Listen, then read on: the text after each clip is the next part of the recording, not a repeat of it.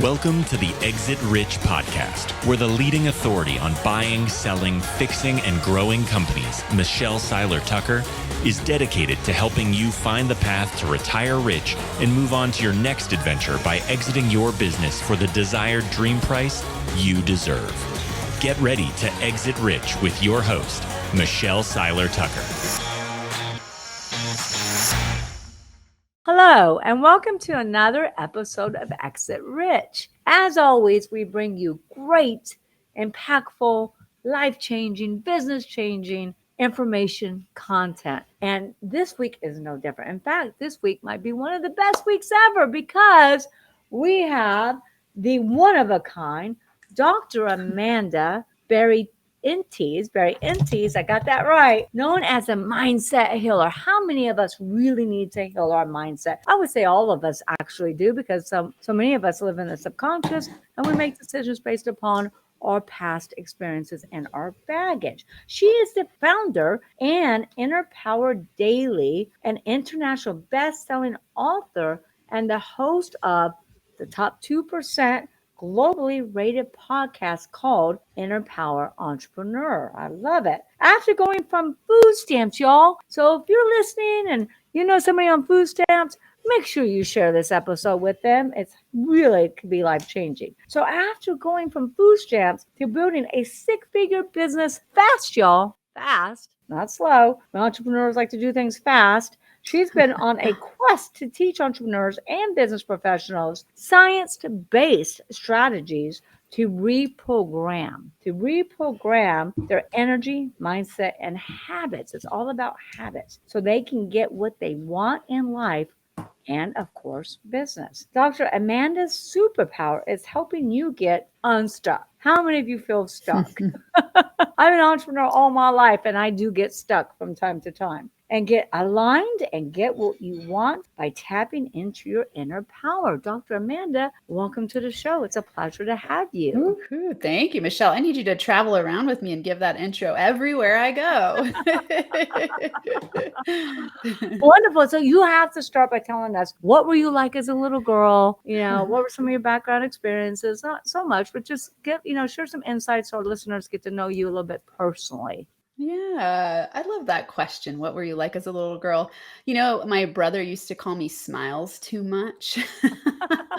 And it's funny because I actually felt like I didn't have a very playful childhood, but I was in my imagination a lot, I would say. And I was always doing cheers. I was very athletic and always very driven. It was like top of my class, top of my whatever I did in athletics. Like I was always very, very driven, and also had this rebel side that was very wild. And so, I kind of have this dual personality going on that I still think I have in this version of myself, because I love to mix the fun playfulness of building a business and spirituality of building a business, and then make it practical so people can actually transform and get what they want in their life and business. So it's like I bring all these different flavors and variations of myself into how I teach and coach and write and play in my business building endeavors. Wonderful. So how did you end up on food stamps to becoming Dr. Amanda and growing your own six-figure business or businesses and teaching everyone how to do that? My entrepreneurial journey, I think most people can go back and pinpoint a moment when they decided it's time to change. And they don't always know where it will lead them. So for me, it started, I had left my 15-year marriage having an affair, and my next relationship wasn't working out. So here I am on the basement floor looking at an empty basement where my boyfriend had moved out, and I'm crying and I'm thinking, oh my God, I'm already on food stamps because I had 3 kids. I was in grad school earning my PhD, and I lived in a really expensive place, and I'm looking at houses on Craigslist and I can't find anything I can afford. And I'm sitting there on the floor crying, going, oh my God, I'm going to be homeless with my 3 kids. I'm already working an extra job. I'm already in grad school full time, just busy and stressed. And I remember I was laying there kind of thinking, I'm scanning my life course and thinking about who I can blame for why I'm in this position. I was feeling super victim minded and really scared. And I had this revelation that as I was scanning my life course, I'm like, well, wait, every version of my life I've been the center of it.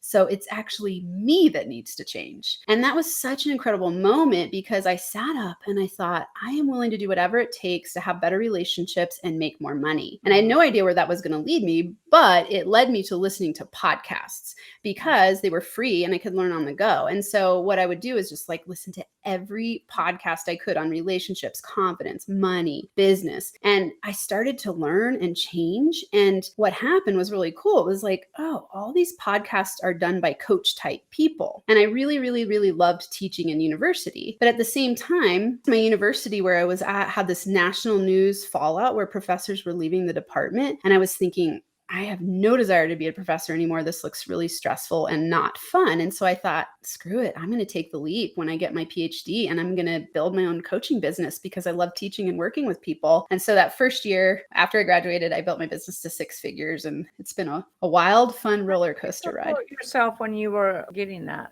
degree? Well, because I was already on food stamps and living in subsidized housing, I didn't need a lot of money. And so first month, I had enough clients to cover my expenses. And so it was like, I just hustled. I knew that I needed to know marketing. So the first thing I did right when I graduated, my present to myself was to go, like I had everybody who gave me money for graduation, I spent it on a marketing course and I went and took this marketing course. And then right away, I started networking. And so it just led to this snowball of people coming my way. And I think a trick for most people to know, especially at the startup phase, is I didn't spend a lot of money on developing a whole bunch of systems, or I didn't have a website. I didn't even have cards. I just knew I need to talk to people and start putting myself out there and having really powerful conversations. And that would lead to coaching clients. Okay. So there's a lot to unpack there.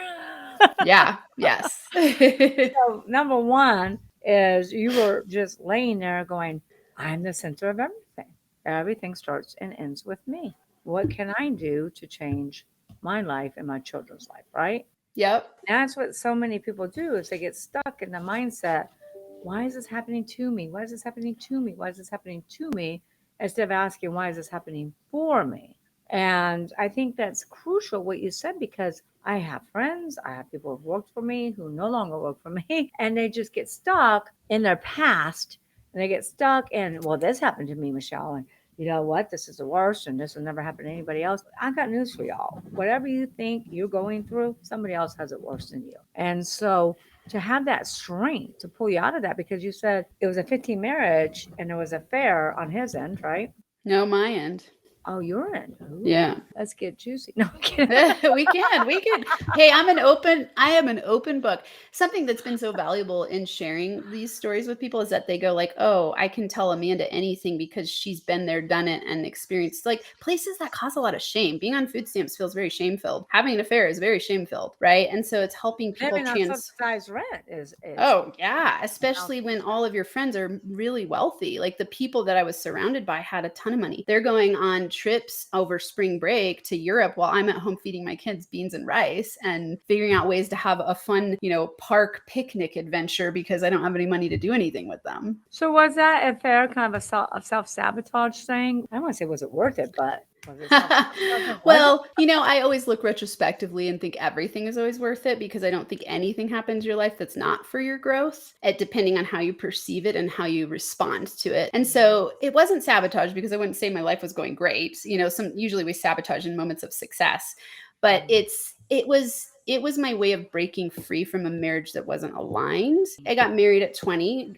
I got pregnant and married at 20 and dropped out of school. And we had a lovely relationship in many ways and a misaligned relationship in many ways. And so, by the time I started going back to school to finish my degree, we had moved 35 times. I had always sacrificed so that he could follow his dreams. And so stay-at-home parenthood for me was miserable. I was suicidally depressed some of the time. It just was a horrible fit for my genius. Like I'm a go-getter. I love to be out in the world doing stuff. I love teaching, and staying at home and being a mom was really, really hard for me. I loved my kids, but I wasn't fulfilled. And so when I went back to school, I ended up meeting somebody, and the way that stuff plays out is really interesting. I look back and I go, I'm so grateful that it happened because it's taught me so much and it helped me break free from ways I was stuck being. And of course, I would never choose the same path now. And I'm much more skilled in relationships to stay. My ex-husband and I are great friends. You know, we've repaired from it and we're great friends. And you know, it's taught me and him so much.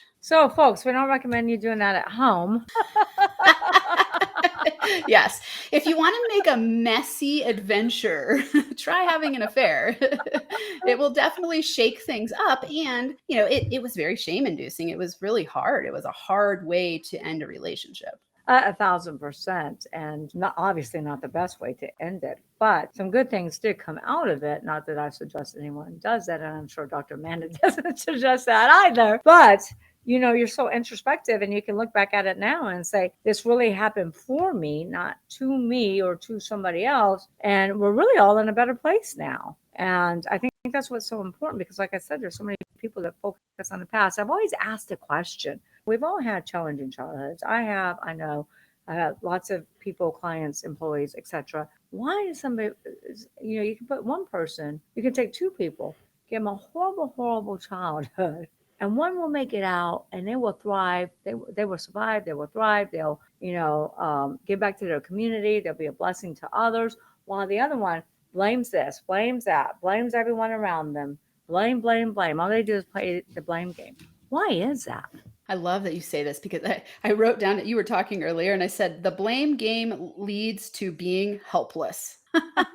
That's why, right? Blame. When you blame other people, you lose all of your power. And so, you know, it's interesting. My PhD dissertation research was with incarcerated men who had been incarcerated on average for 18 years and were involved in gangs. And I got to do life history interviews with them. So I'd sit in a room with them for 4 hours and ask them questions about their history and ask them how and why they were ready to change or what was going on there. And the thing they said blew my mind, because when you're talking about children who have trauma, like, wow, this is like movie level violence that you could never even imagine how bad it was that they experienced. And you're like, well, of course you turned into a violent offender and had a really hard life. And it was so cool to get to sit with them and have them have such an empowered mindset. And so I'd ask them, because they had to work really hard to get into this rehabilitation program. And I asked them, what caused you to be ready? And they said, first, they said, you got to be ready. And it's a decision. It's a decision, right?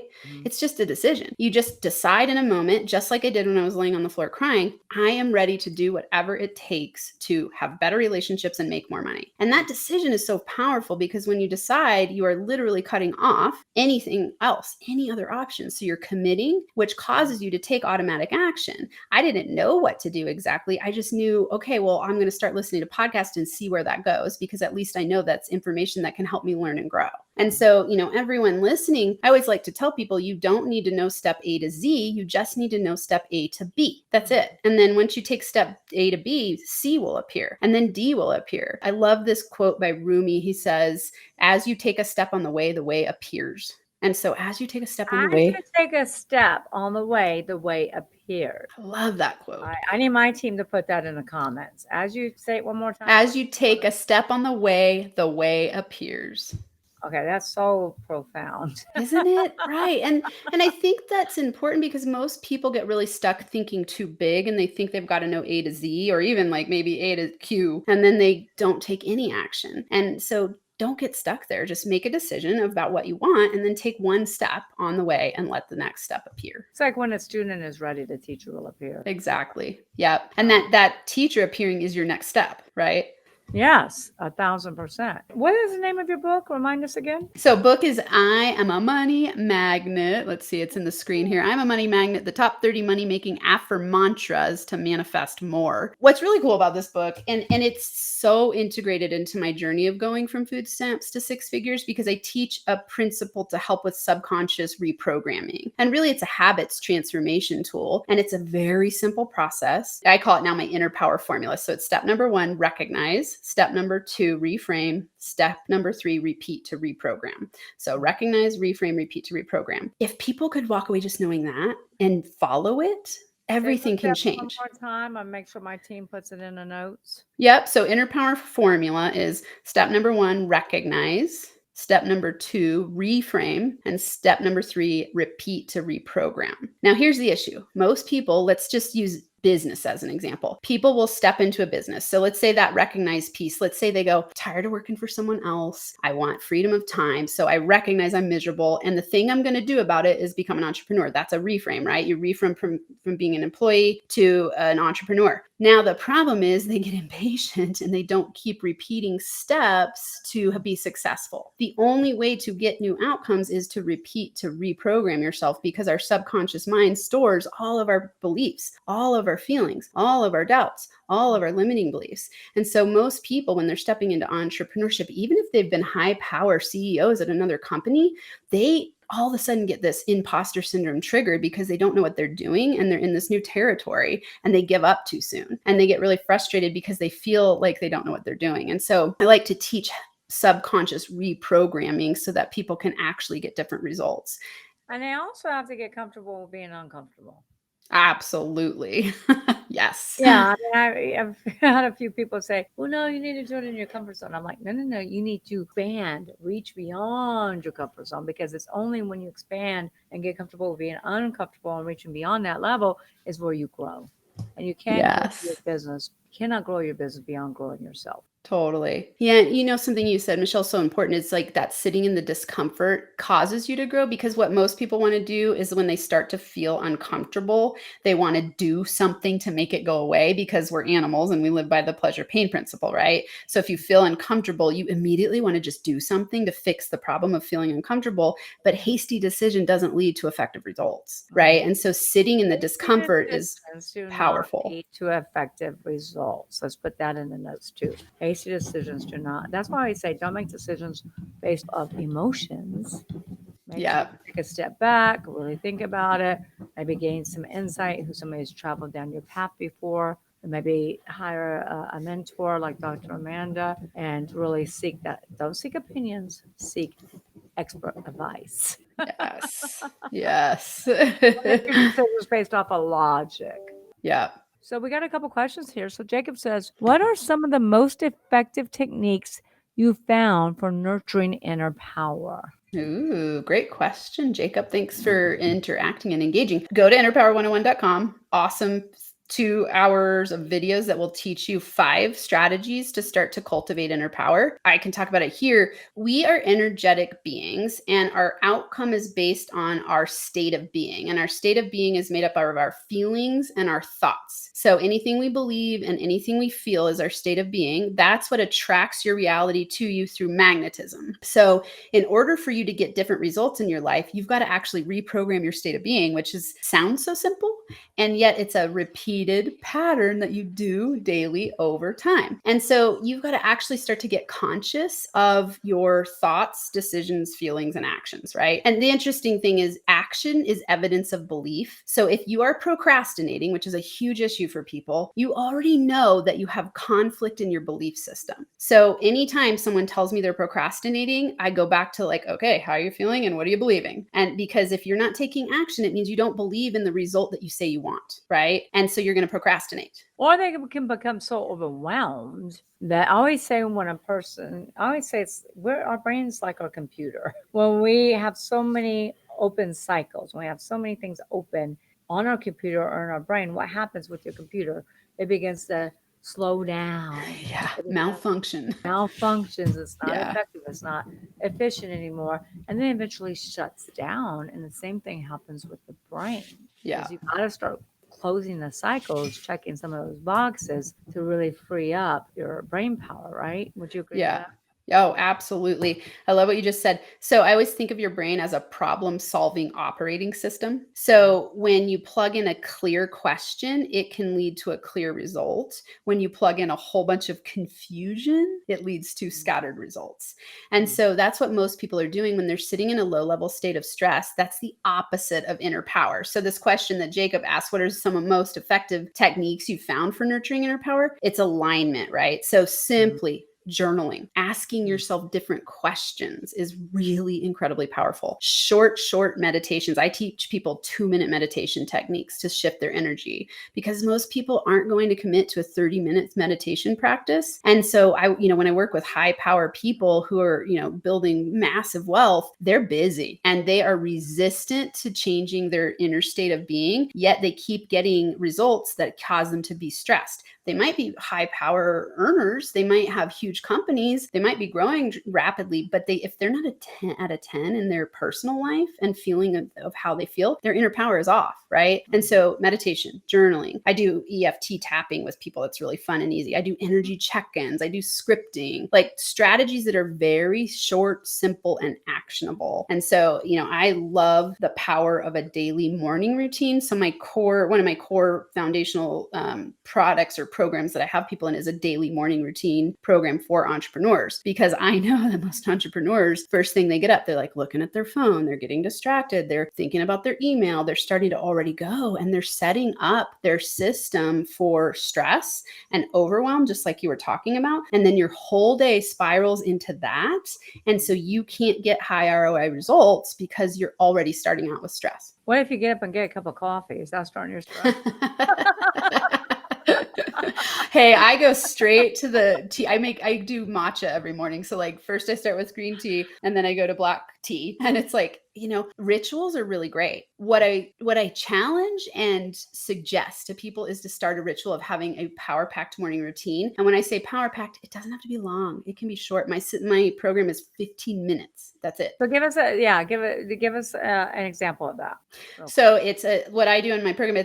It's a very short, inspirational, self-reflective lesson, I'd say. And so this is part of that recognize and reframe. And then because it's a daily program, it's repeat to reprogram. So what I'm doing through this program is helping people retrain their subconscious energy system, right? Mm-hmm. So short daily lesson, journaling through a journaling prompt. So I give a journaling prompt. Daily lesson. Yep. Sure. Journaling, and then meditation. And meditation. Let's put down a comment. Yep. So journal, learn, journal, meditate. What are you journaling about? So that's where I love that you're asking this, because I've worked with so many people who, when I work with people one-on-one, they journal. They're almost always resistant to it at first because they're like, I know I should journal, but I don't know what to say. And I feel really frustrated when I'm just sitting and looking at the blank book. And so I teach them journaling prompts. And so the program gives them journaling prompts to follow, so they're not just staring at a blank book. And, I think most listeners will agree, if everyone was here in front of us and we asked them to raise their hand, do you know the top habits that successful people do? Everyone would agree. Daily morning routine is huge, right? For the highest successful people. Journaling, people will go like, yes, I know that successful people journal, but I'm not sure what to write. And then meditation is high up there as well. And so teaching people how to do those strategies in very simple ways that they can actually create it as a daily habit can be tricky. That's why I created this program, because I heard so many people flailing in this area. So to clarify, it was learn, journal, meditate? Yep. Learn, journal, meditate. What are we learning in your morning routine? I always recommend something that's personal growth and development based. So for me, it's mindset, it's money mindset, it's business growth, it could be physical health, it could be relationships, whatever area where you're feeling the least skilled or the most inspired, learn there. Mm-hmm. Okay. So it's 5, 5, and 5. At the end, right at the end, we're going to do a meditation. We're going to do like a 2-minute meditation. Perfect. I love leading meditations. Yeah. And so what you said 5 and 5. It's actually at least in the program, the way I have it, it's about 8 minutes of learning. It's a 2-minute journaling, meditation session. And then they journal what the prompts are for that day. So okay. So when you take somebody like me, and a lot of busy entrepreneurs, first thing I do is get up, get coffee. Yeah. Second thing I do is work out. Yep. Third thing I do is I watch something that's very inspiring to me on TV as I'm getting dressed, which I'm learning from. It's inspirational. That sounds awesome. Yeah. Start my day with that every day. Doing a journaling, I'm not doing a meditation. And then it's a huge fire drill at my house to get my dog ready and my ready and get our day started. So I miss the meditation. And that's why I want to talk about meditation at the end, because my husband was a huge meditator and I've tried meditating so many times. And I went to the doctor so many times and said, look, I know I'm ADD, HDD, just diagnose it. And they're like, no, you're not. You just have a fast brain and you can't slow it down. So meditation, I know, is huge. And I would like to learn, how do you do that in 2 minutes? So we'll talk a little bit about that as well. I want to say something real quick because you just said of words that were very important. So you can't slow it down. I would reframe to, I choose not to slow it down, right? Everything's a choice. So we could go, I choose to slow my brain down, right? And repeat that to ourselves. So in my book, Affirmantras, the reason I call them affirmantras is that affirmations generally do not work for people because when they repeat something to themselves that isn't true, they're causing resistance. And resistance is the number one reason we don't manifest instantaneously or don't create what we want. And so we want to be saying statements to ourselves that are 100% true. And when we say things that are affirming to our limitations, they become true, right? So we always want to go, I choose blank, right? I choose this is a statement that can be 100% true. So if you say, I choose to be more focused and aligned energetically throughout the day versus I am energetically focused and aligned throughout the day. If you don't believe it, you're causing resistance versus if you say, I choose to be focused and aligned throughout the day. That's a different energetic frequency and you're sending yourself a different message. Does that make sense? Yeah, 1,000%. I mean, Joyce Myers, who I listen to every morning, she says, I don't smoke anymore. I don't smoke anymore. Smoke tastes nasty. Smoke is nasty. It tastes horrible. And that's how she quit in 2 weeks. So it's similar. Yeah, totally. Stefan says, how do you incorporate mindfulness and self-awareness into the inner power daily approach? Well, you talked a little bit about that. I love these questions. These are awesome. Thank you, Stefan. One thing I do whenever I'm changing a habit is I set alarms for myself because the only way to be successful at changing a habit is to repeat it and to get yourself to rinse and repeat. Right? Yeah, to do it in the first place. So for me, let's say I wanted to be more mindful in my day. I would set a timer I would set an alarm on my phone that says spend 2 minutes in mindfulness. And so for me, when I started the meditation habit, I have a meditation that's called the TLC meditation. We can do this one at the end. And it's a 2-minute meditation. And I would put every 90 minutes in my phone an alarm to go off that said, do the TLC meditation. And then it would remind me. And then once I made it an autopilot habit, I didn't need the alarm anymore. At first, when you're doing something new, you've got to remind yourself because it's very challenging to change our autopilot behaviors. That's why most people never change and never get different results is because they don't know how to change their autopilot behaviors. So it's a great question, Stefan. And you've got to program yourself for success by figuring out ways to remind yourself. So an alarm on your phone is a great way to go if you're wanting to be self-aware. Yeah. So let's put down in the comments, set your alarm when you're trying to remind yourself about new habits, right? Yeah, it's a great system. I've used it effectively. Another tool you can use is just a trigger approach. So it's like every time you go to the bathroom, you decide, okay, when I go to the bathroom, I'm going to take 3 deep breaths while I'm going to the bathroom. Because you go to the bathroom frequently and repetitively, it's a good way if you attach it and stack it, all of a sudden you'll go, oh, when I'm in the bathroom, I'm just going to spend my 1 minute of breathing. And then every time you go to the bathroom, you get 1 minute of breathing in. And that can change your energetic system and cultivate inner power. My trigger for breathing is about to pass out. Michelle, you got to breathe. You got to breathe. Don't do that. All right, so set an alarm clock. What do you do for patience? I mean, I'll tell you, I got great strengths and I've got weaknesses like all of us. And one of my biggest things is patience. And I'm sure my team is laughing at me right now. And that's okay. What do you do for patience? Yeah. This is a good one. And maybe this mindset switch will help you or this awareness. I work with people all the time when they're struggling with patience. And I don't think I know an entrepreneur who doesn't struggle with patience because we all want quick success, right? Especially we all want. True. Yeah. Yeah. We want immediate results. I got a dog I'm trying to potty train. Yeah. So something to know about patience that's really important is that when you are impatient, you're causing the universal results to slow down. Okay. So the way that works is that when you're impatient, what you're signaling to the universe or your outer world is that you have too much on your plate and you're overwhelmed. So you need things to happen faster, which is a scarcity consciousness and a low vibrational frequency. So then the universe slows down things on the outside so that you can feel, so that you start to shift, right? So if you decide you want things to come to you more quickly, you've got to be more patient and more slow moving and do less, right? Most people think it's the opposite. They're like, I've got too much to do. And so I got to be faster about doing it. And I'm going to keep adding stuff to my plate so I can get to this level of success and then I can relax. Right? That's how most people think. It's exactly the opposite. You've got to go, I choose to be relaxed in the moment, knowing that your outer world is a reflection of your inner world. And so when you are patient and relaxed and calm, the universe speeds up bringing you the results.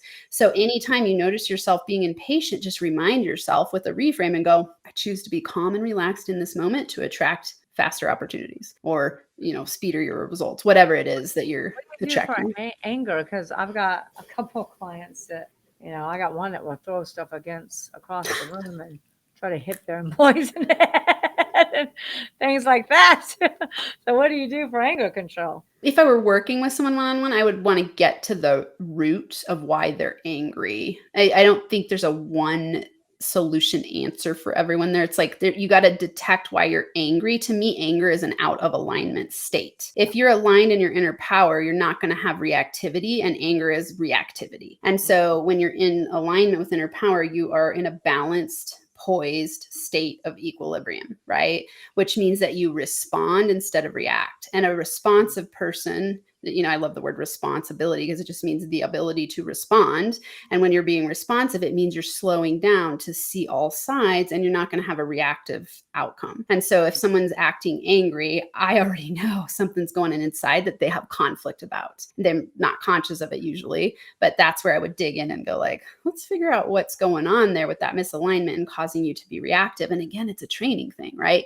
You just got to start training your system to respond instead of to react. To respond instead of to react. Yeah. So how do you get people? Because I have, I've had clients, friends, employees, and I try to move them upon their past, to get past their past and help them and do all these things to support them and help them. And they just, like you said earlier, it's just a choice, I guess.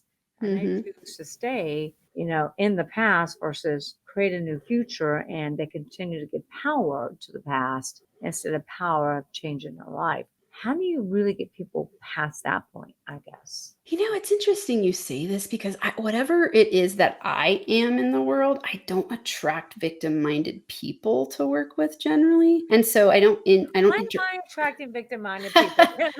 Yeah, there you go. That's the question to ask. So, and this is great for anyone in their businesses. Your outer world. So my book is framed as my whole company. Everything I do is framed by this one statement that I tell everybody. Your outer world is a reflection of your inner world. If you don't like what's going on the outside, change what's within, because we live in a vibrational energetic frequency where we are attracting through our state of being. So if whatever you're attracting in the outer world you don't like, look within. It's not the people, it's you, right? Sure, they're just in the outer world showing up in material form to show you yourself and your subconscious beliefs. And so if you're attracting victim-minded consciousness into your reality, say it again.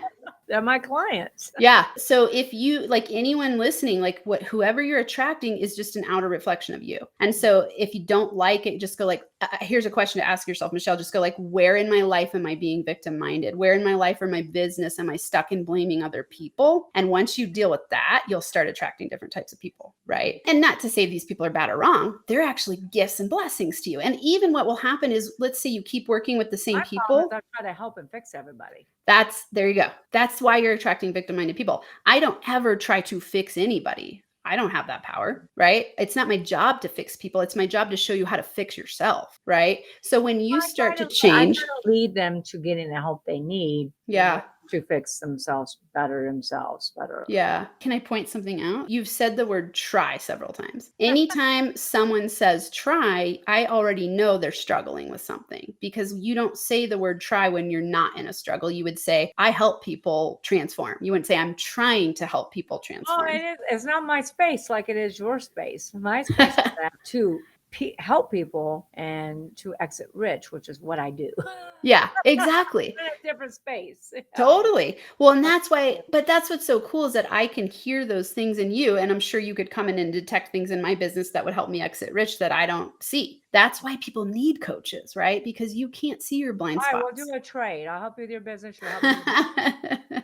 I don't want to exit my business at this point. But I will come to you when I'm ready to. But everybody should plan and prepare for the Yes. exit. You never know the day that comes that something catastrophic could happen, and you always want to be prepared. That is true.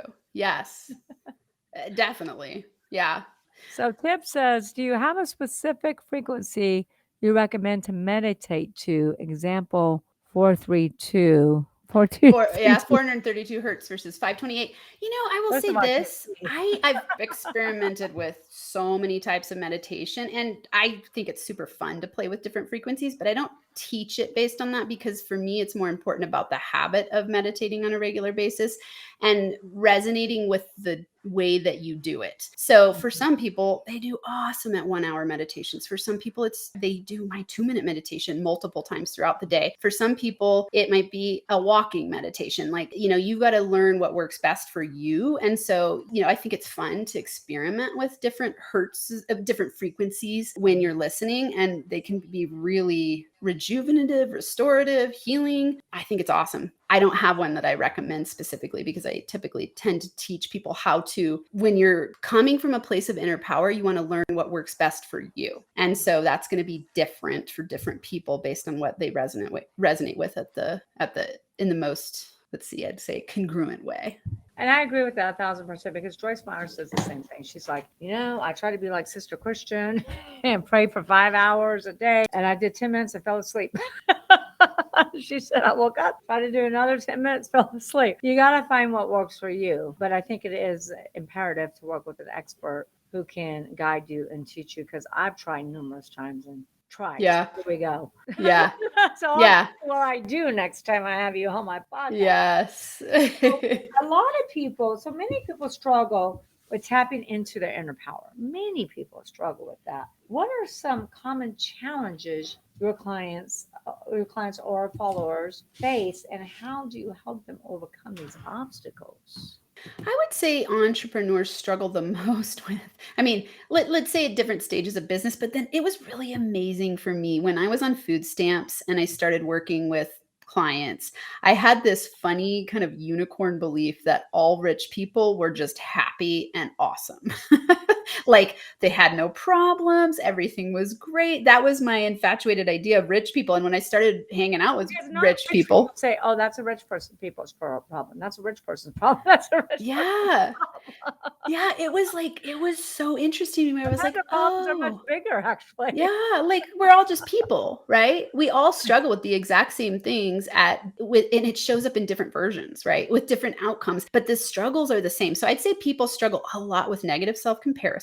They struggle a lot with imposter syndrome. They struggle a lot with procrastination. They struggle a lot with low energy and stress, like chronic stress that they're so used to, they don't even know that they're stressed. Like they just don't feel that good. And, I teach people zone of genius coaching. Like I coach from a place of, hey, get into I call it your zone of manifestation, so that you can have a life and business you love, that you wake up every day and feel like, yes, I would not choose to do anything else with my time, right? Like time is our most precious commodity. And so how you spend your time matters a lot. Most people think, so this will tie back to that question, people think that once I have something, I'll feel better. That's an impossibility, because you are creating from your inner power, which is your energetic state, which means if you want to live a life of wealth, and when I'm saying wealth here, I'm talking holistic wealth, like happiness in all areas, success in all areas. The word wealth actually is a combination of two words, health and well-being. It doesn't even have anything to do with money originally, right? And so if you have true wealth, you'll have success in the financial area, mental health, relationships, physical health, spiritual well-being, all the things, right? And so in order to have that, you've got to be it and attract it to you. It's not the other way around. So most entrepreneurs, I'm like, wow, it's amazing how we get everything backwards. And we think I've got to work really hard to get the thing and then I'll be happy. Right? It doesn't work that way. I will work on being aligned with my inner power, and then I'll take strategic inspired action, and then the outcome will automatically come to me. And I'll just keep reinforcing that and expanding and growing as I learn. I also think that, I always say that happiness is the journey. It's not the destination. Exactly. Yeah. You get so excited, you get so happy to plan this huge vacation. You plan it, you're doing this and this and this and this. You're so looking forward to it. And yes, you have a great time, but happiness is in the journey. Just like setting up your own company. That's what I do. Yep, Yeah. absolutely. So Steph asks, can you share any success stories from your community that demonstrates the transformation effect of tapping into your inner power? These are great questions. I love these. Absolutely. I mean, really fun stuff. I've had people double their income in a week. I've had people have the wildest things that they don't expect. It's like I'll work with someone, they come to me to work with me on business, they lose 10 pounds, find the love of their life, and then drop an entire business they were doing to do something that's more aligned. I've had people be better parents, have better relationships. Ultimately, when you're tapping into your inner power, every single area of your life and business gets affected because you're the center of your universe, right? So all of a sudden, you're going to notice more confidence. You're going to notice more connection. You're going to notice more joy in what you're doing, less stress. Your physical body starts to feel better. You attract different opportunities. So it's like when I work with people, it's like, doubling income, changing business structures, getting way more aligned with things they enjoy doing. So a lot of dropping, automating, and delegating happens so that then they spend less time making more money. I get a lot of people will tell me that they feel higher consciousness. And I think because I work with them, they use that word because we've talked about consciousness a lot, but it's like they feel more in tune with who they are and knowing that what they're doing matters. And then that leads to growing their business because they step into this, again, what I call zone of manifestation, where you're feeling connected, you're feeling inspired, and you're leading your life from a place of joy, which automatically causes you to magnetize money your way and opportunities your way and more joy your way. So I could give a ton Give us 3 of your biggest steps, techniques, whatever you want to call it, to becoming a money magnet. Ooh. Well, I will say this, the 3 steps: recognize, reframe, repeat to reprogram. That's all you need to do. Recognize, reframe, repeat to reprogram. Okay, so when you're okay. So when you're looking at money beliefs, you've got to tap into how you were programmed subconsciously from the ages of 0 to 7 first. Like when my So in the used to say, book, money doesn't grow on trees. You got a champagne appetite on a beer pocketbook. yeah, there you go. So then you would dig in and go, what did that cause me to, how is that playing out in my life as an adult? If you were stuck in that mindset belief, so an example, I always teach 3 money blocks or 3 money beliefs. So money is bad, money is scarce, money causes stress. So money is bad would be something along the lines of like, oh, rich people are greedy jerks. Money is the root of all evil. I shouldn't get paid this much for doing something spiritual. Those types of things. This happens a lot with people who are capped themselves at certain levels because they go, oh no, if I make too much money, I'll become a greedy jerk. Yeah, I call that the financial thermostat that's laid out in T. Harv Eker's book. Yeah. I mean, that's one of the biggest things I look at when I'm interviewing. Yeah, exactly. So so when you're wanting to raise your thermostat, the only way to do it is to first recognize what you believe. You got to take the read of the room, right? He calls it your money set point and talks about it as a thermostat, right? So it's like to raise your thermostat, you have to go look at the thermostat setting. So that's the same thing as you starting to look at, what do I believe and feel about money? So a really fun question I start people with is, if you could write down your family's money motto, what would it be? And this is very easy for people to come up with. They're like you. So a lot of people, it was like, money doesn't grow on trees. You got to work hard to make money. Money is the root of all evil. Money is stressful. There's never enough, those kind of things. And so you want to start picking at that and going like, whoa, I was programmed to believe that money is stressful, which means that when I start making more money, I'm going to automatically sabotage to get down to a lower level because I have a subconscious belief that if I make more money, it's going to cause more responsibility and more stress. And if you don't decide to disentangle that and reframe it, you're going to keep getting the same outcomes. Very important. So it's really fun to dig in. Money doesn't go on trees. That causes scarcity, right? Oh, well, it depends. You would want to question yourself and go like, what did it cause me to believe to be true if my parents told me money doesn't grow on trees, right? It caused me to disagreeing with them and say, yes, it does. There's money all around me. I just got to look at the opportunity. Which is interesting you say that. So you can either get stuck in your parents' money beliefs or you can rebel against them. And so sometimes the rebel against them will equal you have a lot of money. It doesn't always equal happy, healthy, great relationship with money. Sometimes it does for people, but generally speaking, if you have money beliefs that are imbalanced, you're going to lead to volatility in your money making, or you're not going to feel good about money in general, right? So it's like, I mean, it's wild to work with people across all different income levels because you all see, again, like I thought, oh, rich people have no issues. Like, oh, that's not true. And then you realize like, it's not the amount of money that fixes the problem. It's how you feel about money. Right. And so it's that internal. So you could be making billions and feel super stressed and scared you're going to lose it. And feel lonely. And the other thing too is you can make a lot of money and just never keep it because it always brings you back down to that financial thermostat. Yes. I see a lot of people do that where they make a ton of money, but then they lose it all back to what their comfort zone is. Exactly. Right. Yeah. So real quick, we're going to spend 2-minute meditation and then we're going to talk about how everyone can get in contact with you. Before we do that, do you have any last minute tips, golden nuggets, brilliant ideas, which I know you do, that you can leave our listeners? I would say based on the conversation we've had today, start with the next best first step. That's it. Right. So if you in the recognize, reframe, repeat to reprogram, just go, what am I feeling bad about? Where am I struggling? Identify it and then go, okay, what's one thing I can do differently today than I did yesterday? And then do that every single day. Radical results come from tiny daily steps. Right? That's habits transformation. And so just take small daily steps. You don't need to think huge. Most entrepreneurs think way too big. And it's like vision-based thinking big is awesome, but habits-based thinking, think small. Like the 7 habits to effective living, right? Yeah. The name of it.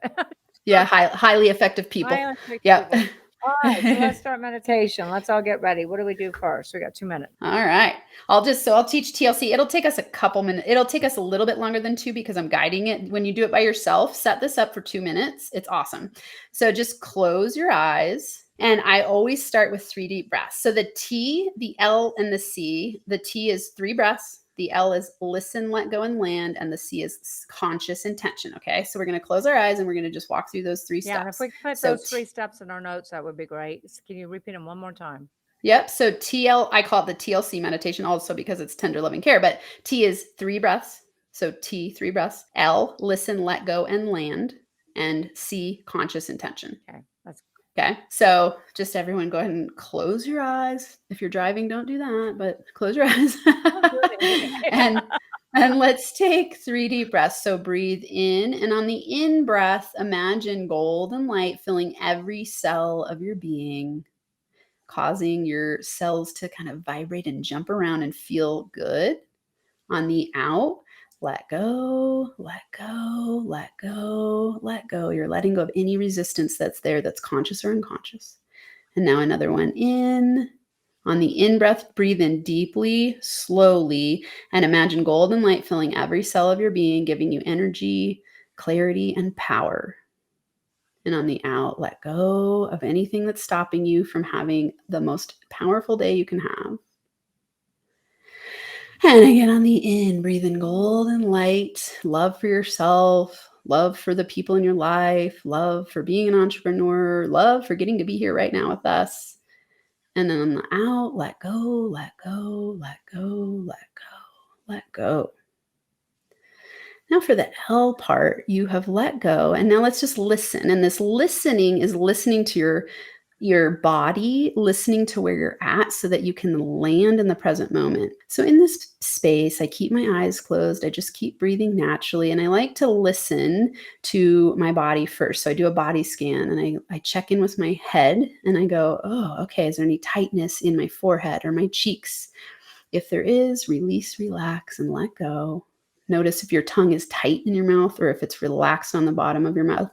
Let it relax. Listen, let go, release. Now your neck, your shoulders, your back. Just noticing if there's any tension or tightness there. Breathe into it. Listen, relax, release. Now your arms, your belly, your lower back. Release, relax, let go. Your legs, your glutes, your knees, your shins, your toes. Just breathe as you release, relax, and let go in those spaces. those parts of your body. And then to bring energy back in through your toes, imagine that there's energy coming straight from the earth into your toes up to the top of your body, to all the way to your brain. So you're taking a deep breath in and bringing energy up to the top of your head. And I like to imagine, as I'm filling my body with that breath, golden light just filling every part of my body, giving me confidence and power and purpose.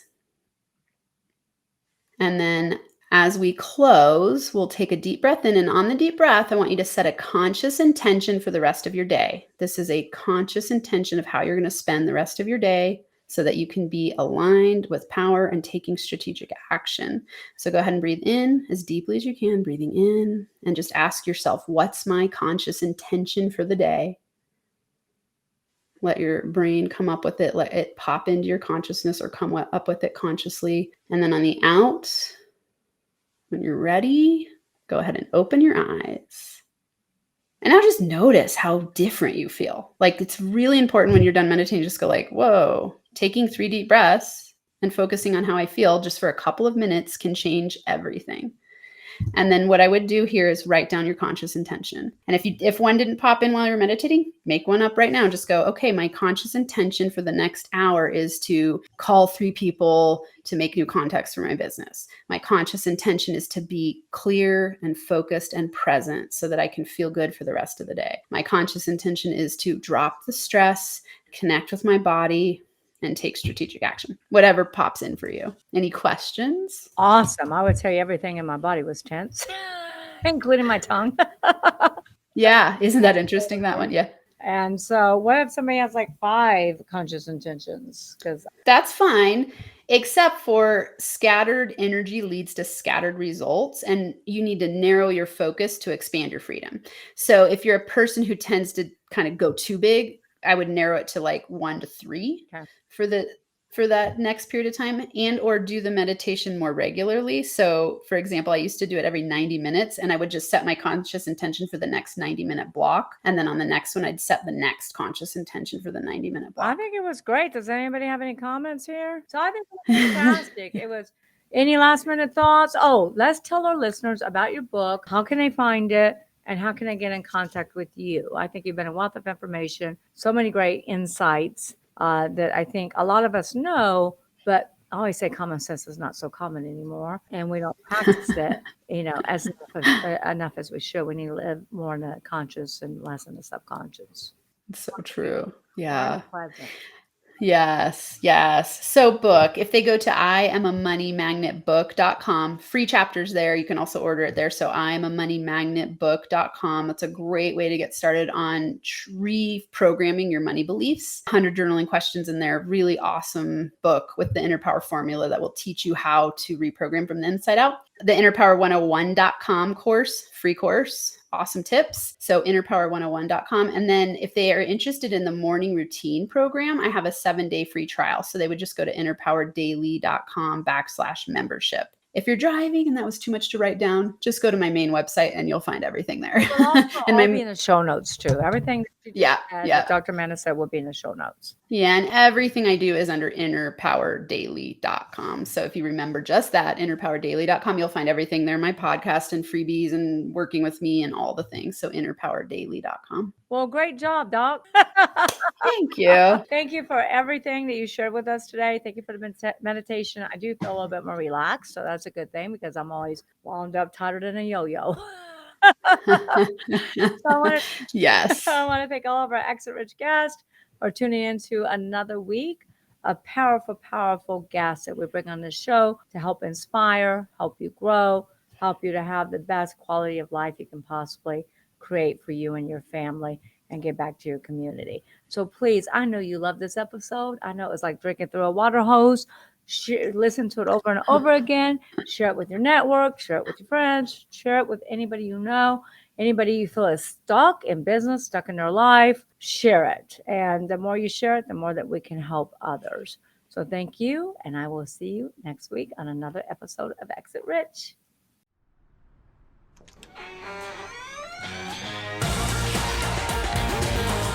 Thanks for listening to the Exit Rich podcast. Don't forget to check out Michelle Seiler Tucker's Build to Sell Blueprint books and Exit Rich, along with more blogs, videos, and resources at exitrichpodcast.com. Be sure to connect with Michelle on Facebook or LinkedIn and stay tuned for her next episode by subscribing in your favorite podcast player.